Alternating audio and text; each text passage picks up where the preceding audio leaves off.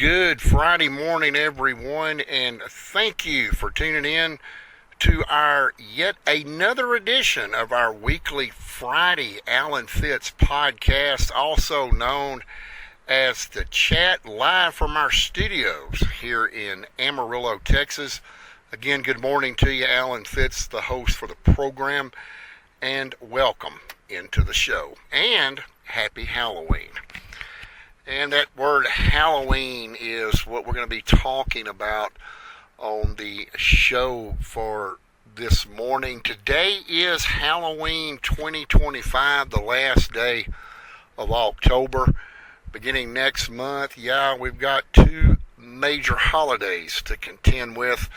Veterans Day and, of course, Turkey Day. Thanksgiving right around the corner again. But tonight is actually one of the most dangerous nights that children can be faced with, other than loading and unloading on a school bus. And we're going to talk about some Halloween safety tips on the program for this morning. Ladies and gentlemen, I want you to listen closely to this broadcast. It's all about candy for the children. This is what the kiddos are thinking about. Of course, to some people, Halloween is a good time to put a guillotine out in your front yard and, different decorations and things of that nature. But tonight, when you take your children out trick-or-treating, as we have called it, I guess since trick-or-treating began, the kids have only got one thing on their mind, and that is getting that candy. We're going to talk about getting that candy. We're also going to be talking about some safety tips for your children tonight to have a safe night. And we're also going to be talking about, there's some people that like to put in some cases, law enforcement has actually called it a fatal night for some people, putting items into candy that doesn't belong. You shouldn't stick anything in candy. It should never be unwrapped or anything else. And we're going to talk about where you can go for additional safety to make sure that your child has candy and the treats and goodies that has not been tampered with. Ladies and gentlemen, I want to start the show off to talk about Halloween a little bit. It's something that here in this country, it seems like people really go out for. On Halloween Day, such as today, you will see people as you visit the malls and shopping centers and maybe your local supermarket, dressed up in some type of Halloween costume, trying to represent something. And this is something that it's like Christmas. It only happens one day a year. And folks, this is something that especially younger children look forward to every year. And we need to keep in mind, as I said at the beginning of the show, that they only have one thing on their mind, and that's getting as much candy as they can in that bag that they're toting around, knocking on doors, going door to door. Now, one of the number one things that I want to stress for Halloween safety tonight is it's never, under any circumstance, a good idea to visit neighborhoods that you're not familiar with. Now, let me back up a little bit, folks, and say, we like to travel, and as long as there's a porch light on, it's safe to trick-or-treat that house. Actually, folks, that's a myth. That I don't know who got that started.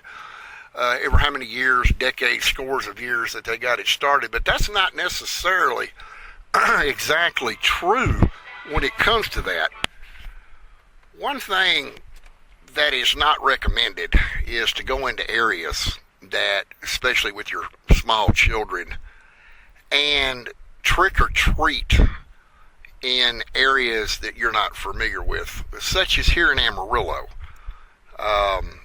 And I'm not trying to be negative in any way to anyone, but there are some good areas here in Amarillo to take your children trick or treating. There's some very, very nice neighborhoods over on the Randall County side of our city here, but I would not take your child anywhere from Amarillo Boulevard north trick or treating, and I will just leave that at that. You have to be, folks, you have to be very vigilant when it comes to the safety of your children and going into areas that you're not familiar with, driving out of town, trick-or-treating to cities, people you've never seen before. It's really just not a pertinent, I guess would be the word to say, it's not a pertinent idea to do that. You need to take your children to areas and they don't necessarily, folks, have to recognize the area, but at least trick-or-treat with close neighbors, maybe close friends that you have. No one says that you have to take your child out at dark and trick-or-treat until 3 a.m. in the morning, which you're probably not going to be able to do that anyway, because most people are already going to be long asleep after that. But taking those small children into areas that you are familiar with does enhance, so to speak, in the sense of the word, the safety of your children. For example, let's say that you are a banker and you want to take your children to your boss's home to trick or treat. And, you know, whether they know the child is coming ahead of time or not, that would be something that would be positive and constructive to do. So keep in mind, know the area that you're going into. At least know the people that own the homes that your children are going to be ringing the doorbell or knocking on the door to get that trick-or-treat treat, if you will. You know, we're going to go back in time, ladies and gentlemen, a little bit, and I'm talking about way back in time. Something that kids, and I've seen this growing up. I'm not going to say whether I took part in it or not, but it unfortunately still exists today. But back in time, there were three things that kids did during Halloween, and they seem to have gotten, the word thrill comes to mind on the podcast here. And one of the things that they got their kicks doing is called basically ghost knocking on doors, whether they knew who it lived there or not. I'll explain to you what that is. Ghost knocking, and they have other slang terms for this, which we're not going to get into that. I'm sure all of you know exactly what I'm talking about.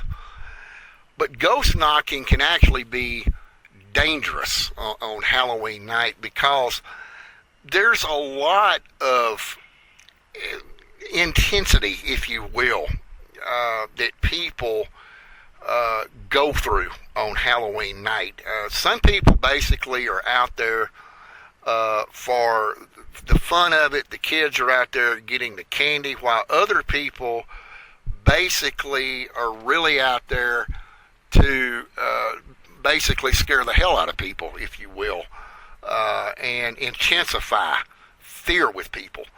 And even adults will tell you that they've been terrified at some point in their life on Halloween night. But ghost knocking is something that kids back in the 70s would get off on, if you would, the thrill to run up to somebody's house and to either ring the doorbell or knock on the door and then take off running and hide somewhere.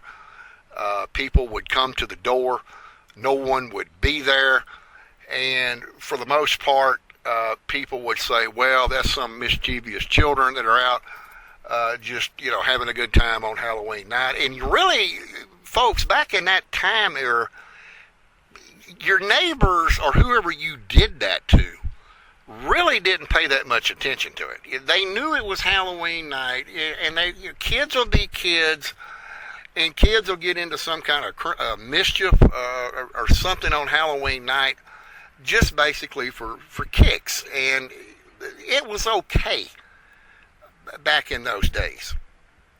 Something else that, and I'm not going to say that kids are all mischievous that do this or get their thrills from doing it, basically aggravating people on Halloween night, but something else that was very, very popular back in the early 70s was screen scratchers. And this is something that is not advisable to do today. Neither is ghost knocking.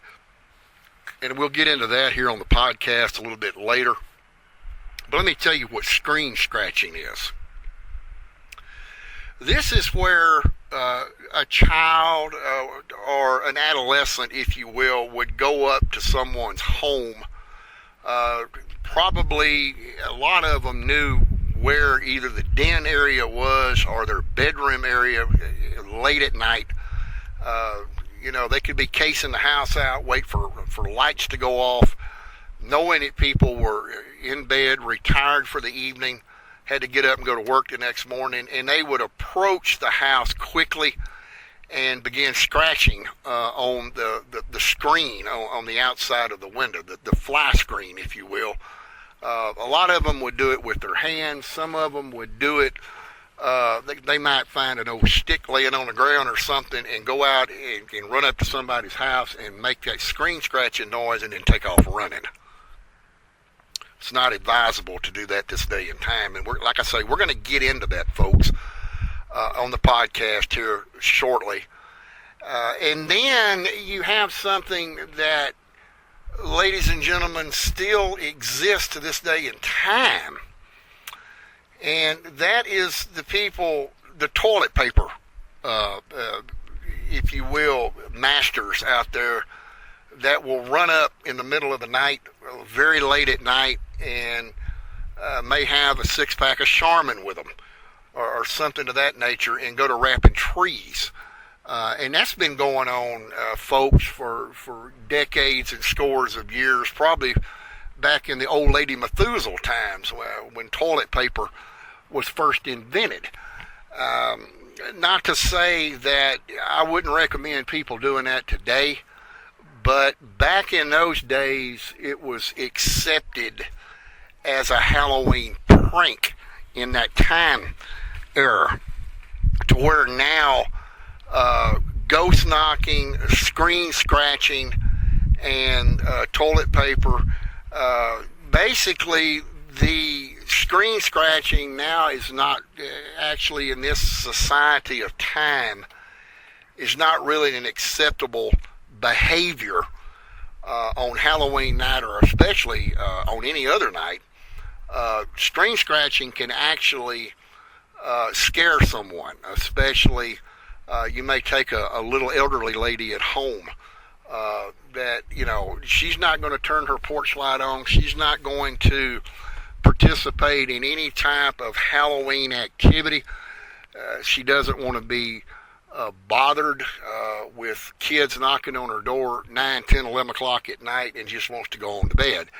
And then you have someone that is outside her bedroom window making that noise, scratching her screens. She gets in fear of her life The next thing you know, she grabs a pistol on her in her drawer of her dresser and fires out the window. And the next thing you know, you have somebody that's either been shot critically, or it ends up in a fatality of death because of that.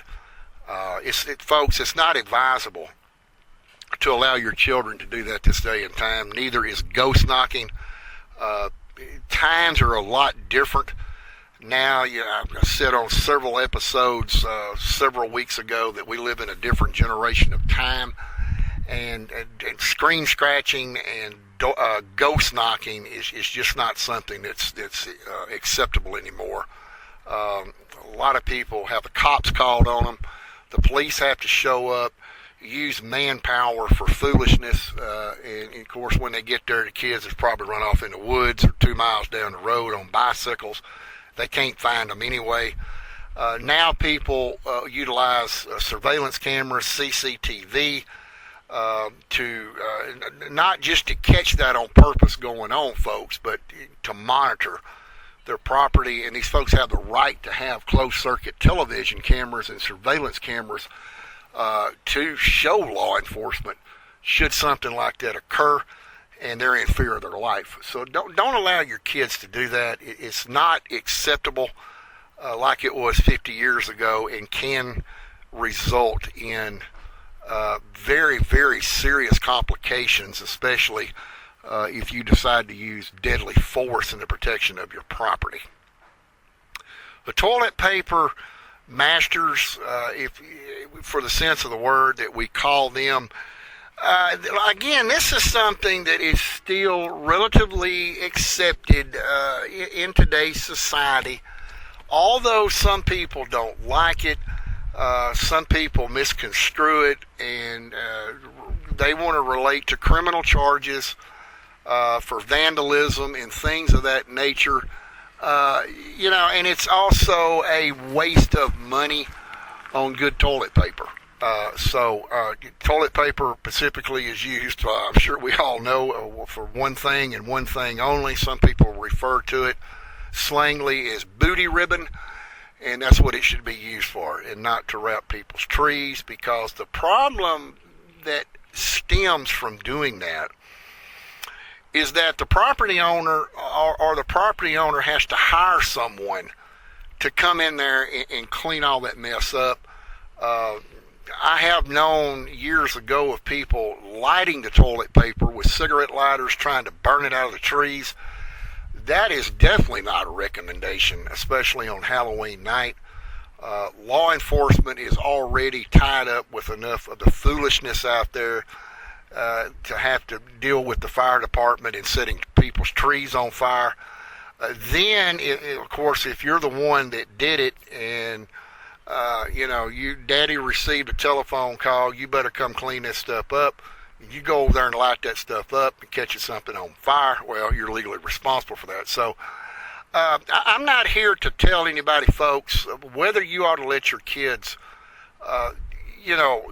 be toilet paper masters on Halloween night. I would not recommend it, because, again, we live in a different generation of time, and some people are not educated enough in Texas law to understand that you cannot use deadly force at night to protect your property simply because a adolescent juvenile is out wrapping all your trees and bushes and all that with toilet paper. You can't just shoot somebody over that. Now, theft in the nighttime, somebody committing a felony, criminal mischief, something like that, yeah, it's justified to an extent.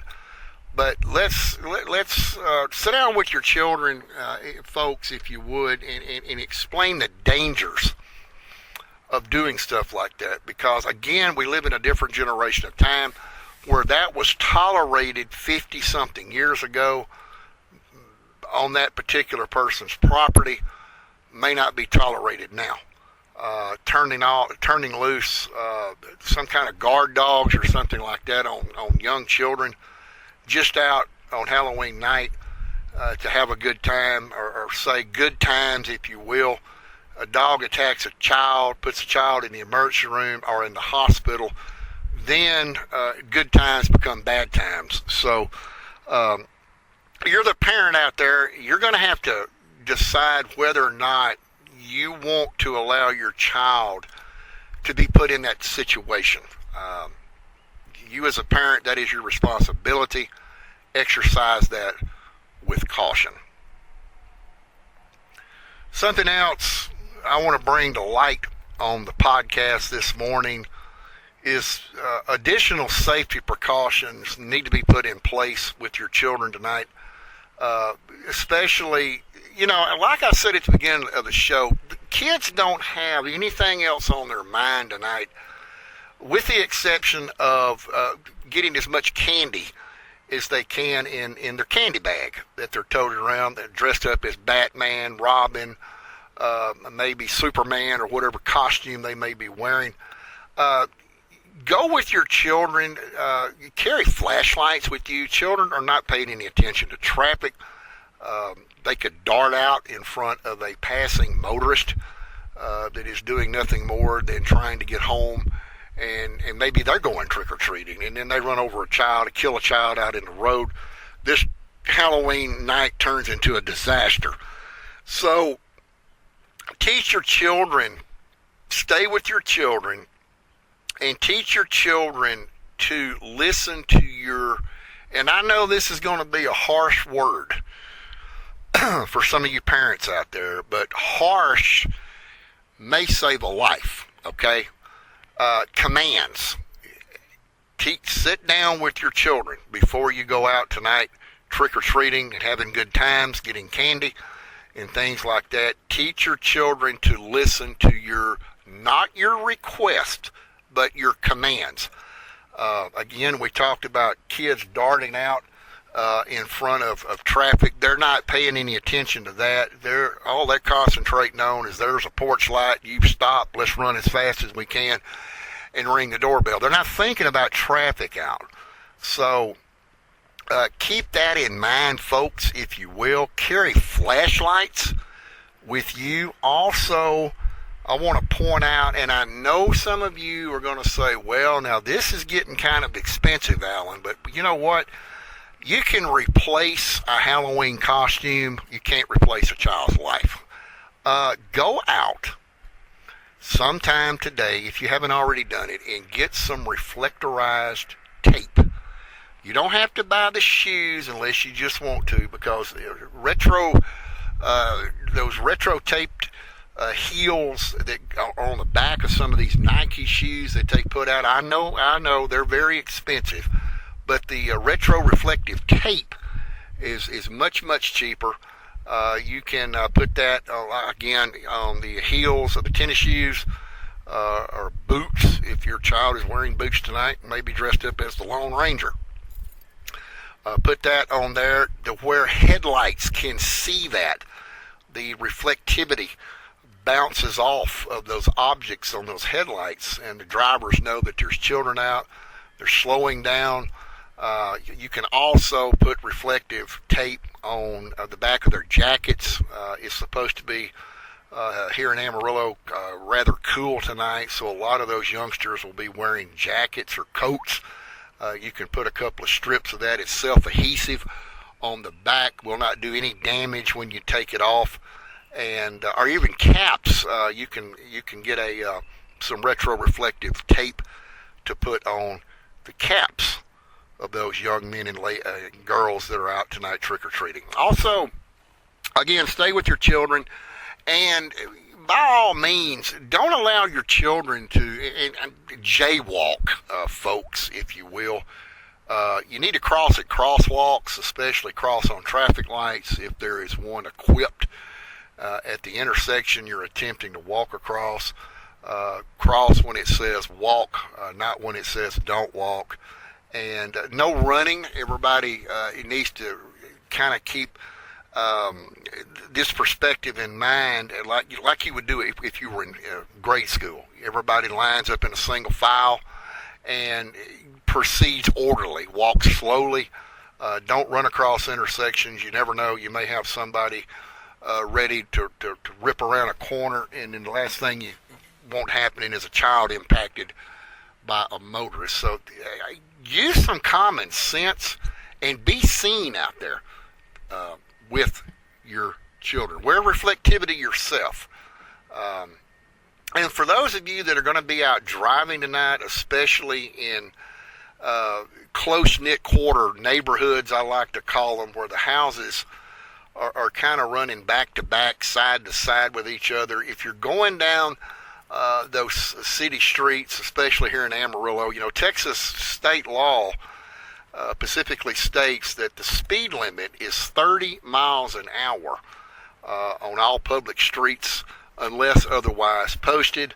It's 60 miles an hour across the state verbatim on county roads. Slow down tonight. Drive. No law enforcement officer is going to stop you for just inching down the street because there's a lot of kids running in and out of traffic. It's a safety issue, and that is something that needs to be remembered as the sun goes down tonight for the good times of trick-or-treating. Before we close out the podcast this morning, I want to mention one other thing about Halloween safety. And I personally did not check into BSA or Northwest Texas Hospital up on Coulter Drive before the recording of this podcast. But 50 years ago, will admit to you, back in the 1970s, that hospitals would allow you to come in and you could explain to them that your child had been out trick-or-treating and you wanted your candy x-rayed. I don't know if they actually still do this. My recommendation to the parents out there listening is to, wherever you are, call the nearest hospital from your residence of where you live and ask them if they perform this for your basically peace of mind tonight. A lot of hospitals I know will probably do that tonight, where maybe the smaller hospitals will not. You have to keep in mind that x-ray film is very expensive, especially with the tariffs that President Donald Trump has imposed on this country. Everything is skyrocketing, beef, everything. Call the hospital where you live or the closest city to you and see if that hospital does perform the x-raying of candy. I know 50 years ago they didn't charge anything for it. You didn't even have to have any insurance. They would do it free of charge just for the parents' peace of mind and knowing that the candy was safe. Unfortunately, there are people out there, Grinches and Scrooges, if you will, people that want to do harm to children by putting sewing needles in candy and broken glass and tampering, basically, with the candy. I'm out here to tell you folks, here in the state of Texas, if you get caught doing that, that is known as tampering with a consumer product. That is a felony in Texas, and for something like that, especially a young child bites down into candy and is injured and they have to go to the emergency room and an investigation takes place and you're caught, you're not going to get probation for that. You're going to get some hard time. You're going to the penitentiary. And this is sad.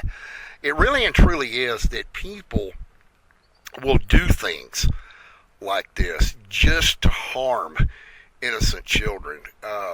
If your hospital or your healthcare facility does not provide the x-raying of the candy, you can always inspect this candy yourself. You're going to be looking for holes in the candy, anything that is wrapped, anything that has been torn and taped back together.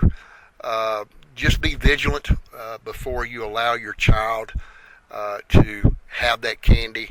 And for all the little ones out there, don't eat it all at once, or you'll definitely be in the emergency room with a bellyache because too much candy out there is not good for you, the adults, or anyone else. So with these safety tips, go out tonight and have a good time. Good times getting candy.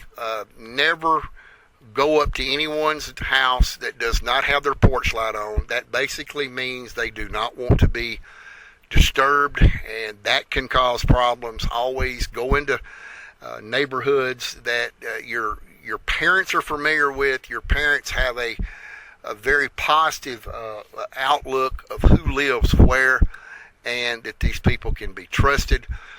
Listen to the commands that your parents give you about crossing streets. Carry flashlights.